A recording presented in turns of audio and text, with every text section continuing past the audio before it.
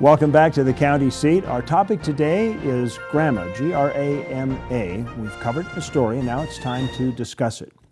Joining us for this discussion is Linda Peterson. She's actually representing the Utah Foundation for Open Government. That's right. And we have Senator, I'm putting you up too far. We have Commissioner Doug Heaton, our friend from Kane County here, to represent the county government's point of view on this. Linda, as we were warming up to this discussion, you said you didn't really think that GRAMA was broken, and so that 477, even though it's been repealed, was an unnecessary venture. Completely unnecessary. Just about every instance that has been brought up in the debate is already covered under GRAMA.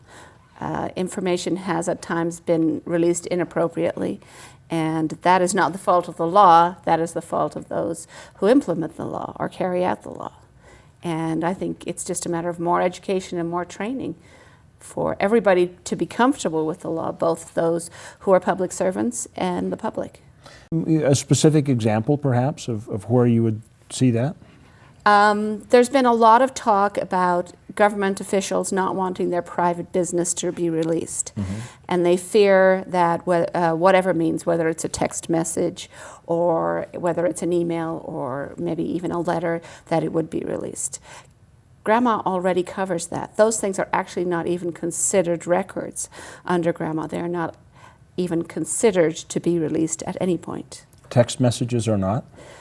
Private information. It's not about the medium, it's about the content of the message. So text message, letter, phone call, email. If you're a councilman in Salt Lake County, then you probably have an official government computer and station and email and everything measured to. But in Kane County, that's a different story, isn't it? I run the same information on my personal computer, which is also my business computer, which is also the computer that I do my correspondence for the county on. And the problem that we get into here as we talk about these kinds of GRAMA requests is that there's potential. I mean, I have personal litigation on my personal computer. They have no business to that. I have conversation with my human resources person there in Kane County regarding personnel matters that are absolutely off grounds. And the thing that I would never want to see happen is to have someone have the ability to go fishing in my computer for information that they thought they might be useful to their cause, but be exposed to all of the other things. The privacy of those individuals and my personal privacy needs to be respected. Just to be clear here, when you're talking about your personnel or your human resources, you're talking about your company that you... Well, both. Or the counties? Counties as well. Okay. And your response to that? My response to that is there is no public coming and fishing in your computer. If someone files a GRAMA request, in all likelihood it would be the county attorney or somebody in his or her office, somebody trusted to you, who would go through the contents of your computer and pull out only that which was relevant to your public service. And in my opinion, that, emails, I think emails are subject. But keep in mind this fact. When GRAMA was originally written, there was no such thing as a text message. That technology did not exist.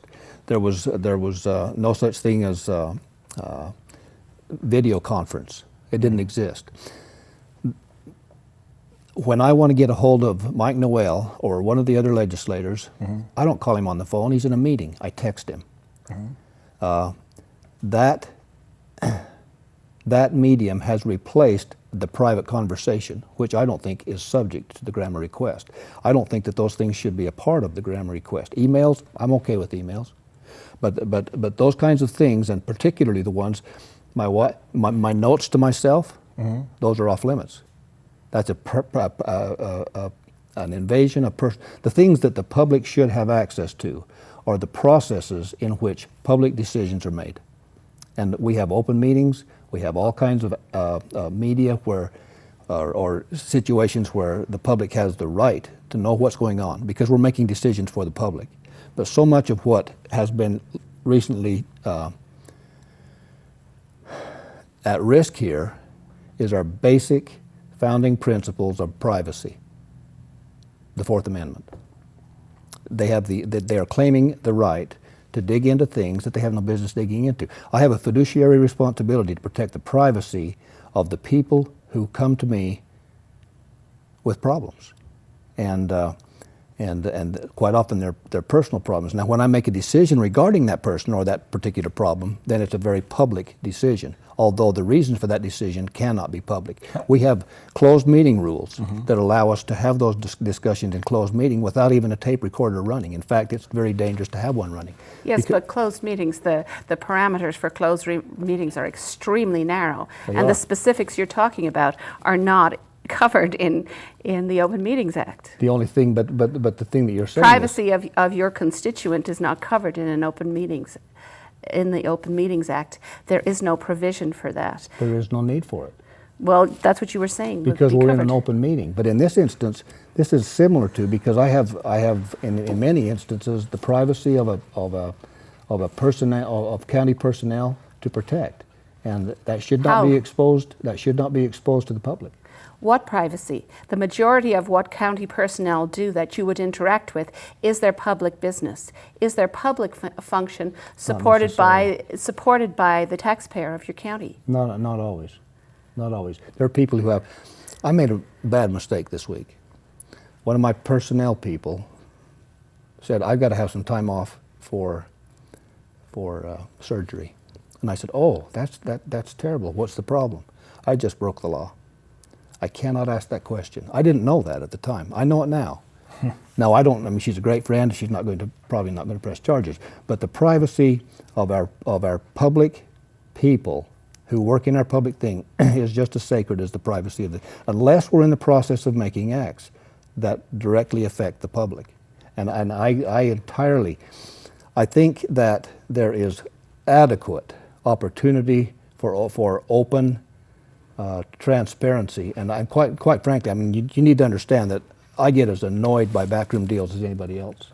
I'm not an advocate that we need to make any of these decisions, out of the public vision. We need to make them all within the public decision. All I'm saying is that the public's right to know ends long before the current GRAMA law allows it to end.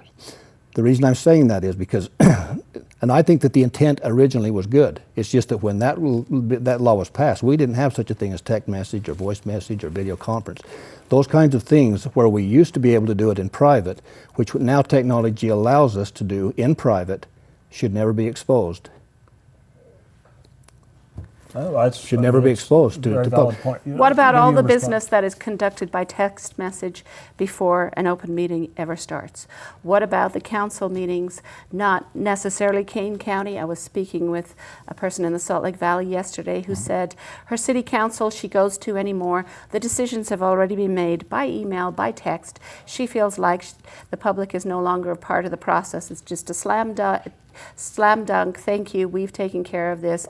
5 votes, we're out of here. Where's the public good in that? That's what GRAMA seeks to guard against. And GRAMA actually is very forward-thinking. 20 years ago, GRAMA talked about any electronic means and said it's the content. We'll have to answer that when we come back from the break. We'll be back with another 3 minutes of this discussion here on the county seat. We'll see you in just a minute. In order for there to be adventure, there must first be a land that offers it. In order for there to be discovery, there must first be something undiscovered.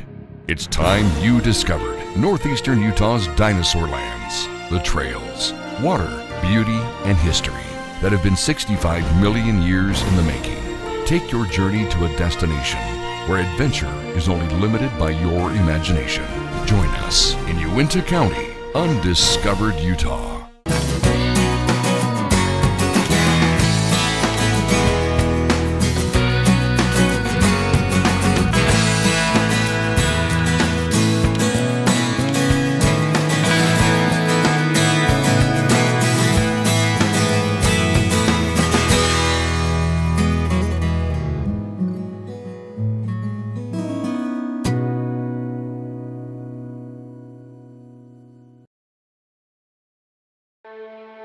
What are the words that describe the perfect destination?